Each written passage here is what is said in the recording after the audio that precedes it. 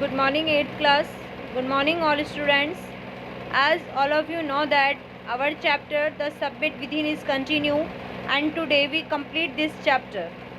After that we solve this chapter's question answers. Our last paragraph is continue. So let's be start. Firstly we revise our chapter. After that we continue our chapter. तो देखो बच्चों, हमने अब तक इतना पढ़ लिया था कि जो हमारे मिस्टर एलू वालिया हैं वह अपने एक्सपीरियंस हमारे सामने साझा कर रहे थे और वो बताते हैं कि हमने अपनी चढ़ाई को पूरा कर लिया था माउंटेन के, और हम अपने अपने इष्ट देवों के जो चित्र थे उन्हें हम जो है वो माउंट एवरेस्ट के शिखर पर छोड़कर आए थे, क्योंकि हम अपने ईश्वर को विश्व की सबसे ऊंची जगह पर बिठाना चाहते थे। ये हमारी उनके प्रति श्रद्धा थी। और आगे वो ये भी बताते हैं कि इंसान के जीवन में दो प्रकार के शिखर होते हैं। एक तो ये शिखर जिसकी चढ़ाई को मैंने पूरा कर लिया था, लेकिन उससे भी बड़ा शिखर है इंसान के मन का शिखर, जिस पर अगर जिस इंसान ने विजय हासिल कर ली तो उस मन के शिखर पर विजय हासिल कर लेना भी माउंटेन फतेह कर लेने के बराबर ही है। यहाँ तक हमने पढ़ लिया था। अब आगे वो बता रहे हैं, जिसे हम यहाँ से कंटिन्यू करेंगे। The effect of both the effect of both the climbs are the same, कि दोनों ही प्रकार की चढ़ाई, चाहे वो मन की ख्वाहिशों की चढ़ाई हो चाहे माउंट एवरेस्ट की चढ़ाई हो, दोनों ही चढ़ाई एक समान है, उनके प्रभाव एक समान है। इफ़ेक्ट यानी प्रभाव, बोथ यानी दोनों, क्लाइम्स मीन्स चढ़ाई, सेम यानी एक समान। Whether the mountains you climb is physical और emotional and spiritual, the climb will certainly change you. सबसे पहले तो मीनिंग्स देख लीजिएगा।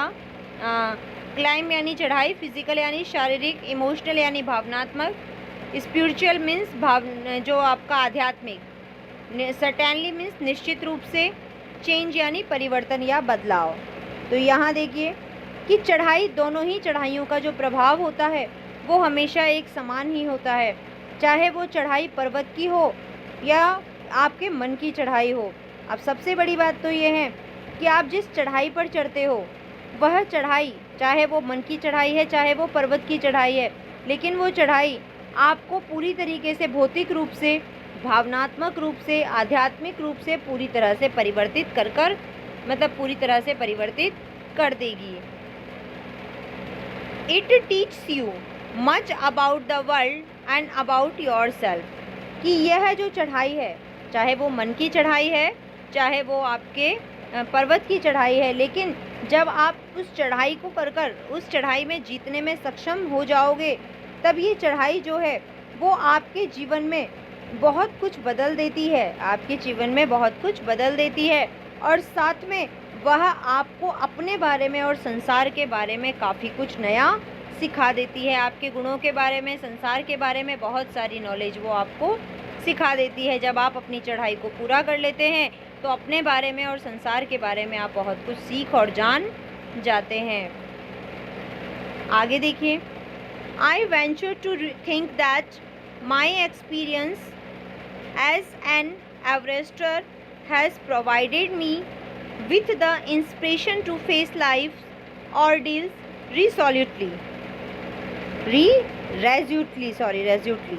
सबसे पहले तो देखिए, वेंचर का मतलब होता है साहस करना, और इसके बाद आपका जो है थिंक यानी सोचना, एक्सपीरियंस मीन्स अनुभव, प्रोवाइडेड यानी उपलब्ध करवाना, ऑर्डील्स का मतलब है या ऑर्डील्स का मतलब होता है आपका जो कठिनाइयाँ, और रिजोर्टली का मतलब होता है पक्के इरादे से।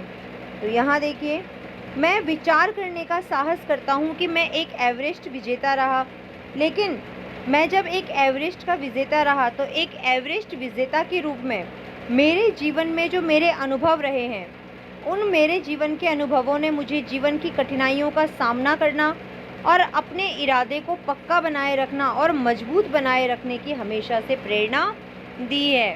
कि ये प्रेरणा जो है मुझे अपने एक एवरेस्टर होने के नाते, एक पर्वतारोही होने के नाते, मुझे एक ऐसी प्रेरणा मिली है जिससे मेरे इरादे पक्के हो गए। मैं कठिनाइयों से अब घबराता नहीं हूँ, और ये अनुभव मुझे एक एवरेस्ट की चढ़ाई पूरा करने के बाद ही मिला है, क्योंकि इस चढ़ाई को करते समय मैं बहुत ज़्यादा परेशान हो गया था, दिल करता था कि वापस लौट जाऊं, लेकिन मैंने अपने साहस को बनाए रखा। तो मेरे अंदर एक अलग ही प्रकार का साहस आया और वह मेरे इरादे और भी ज़्यादा पक्के होते चले गए। तो मेरे विचार करने मैं जब ये चढ़ाई पूरा कर लेता हूँ तो ये सोचने का साहस करता हूँ कि एक एवरेस्ट विजेता के रूप में मेरे अनुभव ने मुझे जीवन की कठिनाइयों से कभी ना घबराना और अपने इरादों को पूरी तरह से पक्का बनाए रखने की हमेशा प्रेरणा दी है।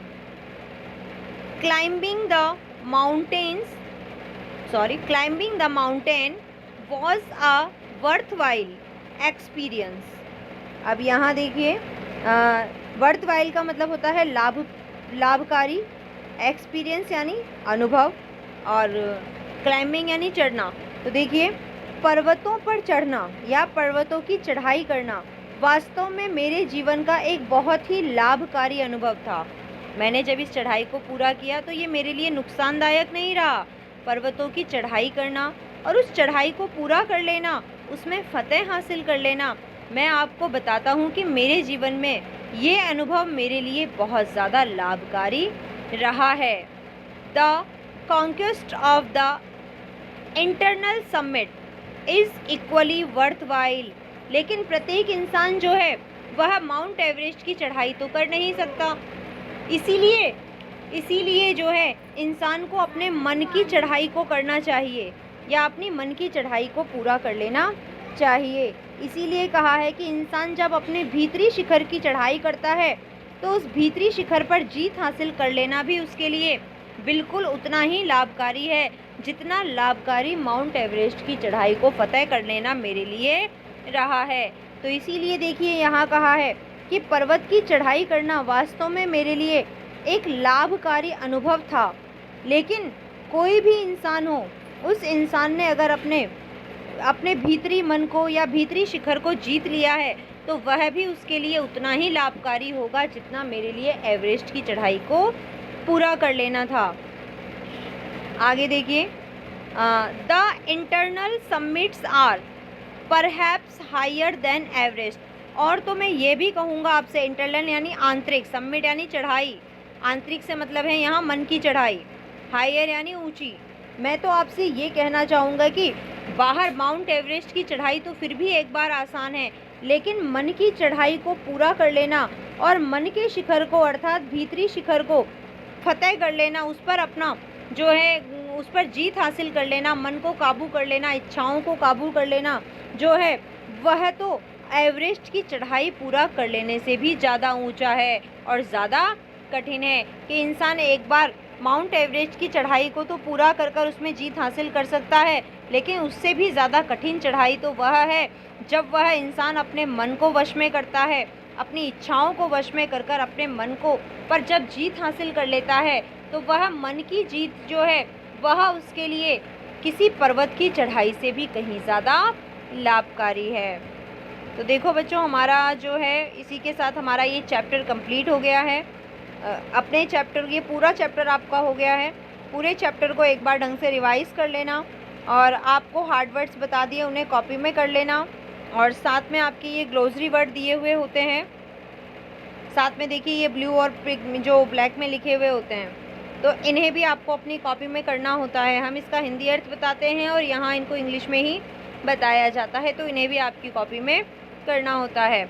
अब नेक्स्ट जो हमारा वीडियो होगा उस वीडियो में हम हमारे इस चैप्टर के जो भी क्वेश्चन आंसर्स हैं उन क्वेश्चन आंसर्स को हम कंप्लीट कर लेंगे। उसके बाद ही हमारा जो है जो भी नया टॉपिक होगा, चाहे वो बुक का चैप्टर हो या अदर कुछ भी होगा, वो हम नेक्स्ट डे स्टार्ट करेंगे। So revise your chapter and write and learn your hard words in this chapter.